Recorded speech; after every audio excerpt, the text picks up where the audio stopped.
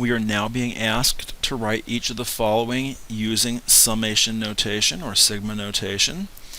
In this first problem, we notice that to go from term to term to term, we are subtracting 9. So d is equal to -9. And I have said in the past that when you're trying to write this in summation notation for an arithmetic sequence, you are going to use the sum of k going from 1 to the number of terms of parentheses dk plus an adjustment. So for us in our problem here, we have 1, 2, 3, 4, 5, 6 terms. So this will be the sum as k goes from 1 to 6 of dk. d is -9, so we have -9k plus some adjustment so that after we subtract 9, we land on the 131. That would be 140. When you substitute 1 in, you get -9 plus 140, which gives you the 131. And substituting in 2, 3, 4, 5, 6 gives you the remaining terms here. In this next pattern, we look for whether it's arithmetic or geometric. We notice that we would add 7 and then add 19. So we are not in an arithmetic case. We try multiplying by something. Multiply by 8, multiply by 8. We're in trouble here.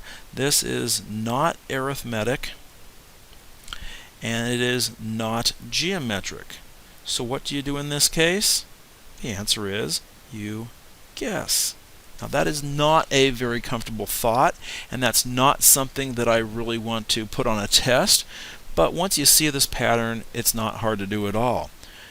1, 8, 27, 64, and 125 are all cubes, and there are 5 of them. So this would be the sum as k goes from 1 to 5 of k cubed. A little bit of a non-standard problem here. Okay, let's look at the next one. We could say, okay, subtract 20, but we're not subtracting 20 again. We could say cut in half, and yeah, that looks like what we're doing. And that tells us that the ratio is equal to 1/2 in this case. Now, whenever you have a geometric series that you need to write in sigma notation, I like to use sigma k goes from 1 to the number of terms of a1 times r to the k minus first power. Now these representations are not unique, but this right here will guarantee that everybody gets the same answer in your class, so it's probably the way to go.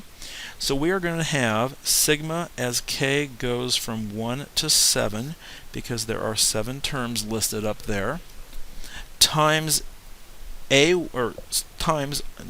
we're just starting with 40 as the first term, times the ratio 1/2 to the k minus first power. When you substitute 1 in, for example, 1 minus 1 is 0, you have a half to the 0, which is 1, times 40, lands in the 40, which is the first term, and then each time you'll be multiplying by a half to generate the rest of this series. In this next problem, looking at the numerator, I'm adding 2. So for the numerators, it is arithmetic, and d is equal to 2. And in the denominator, we are subtracting 3, which means it's arithmetic again, and d is equal to -3. When we go to write this in summation notation, we will say sigma as k goes from 1 to 5, because there are 5 terms, of, and we will want to dk plus adjust for both the numerator and the denominator. Since the d values are 2 and -3, we will have 2k upstairs and -3k downstairs in the denominator, and then some adjustment in both cases so that we can land on 17 over 53 for the first term. Now 2k plus what?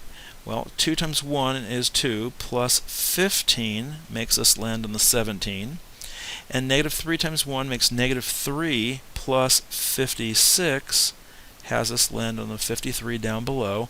And if you substitute more values in, you will notice that that is consistent and generates that series.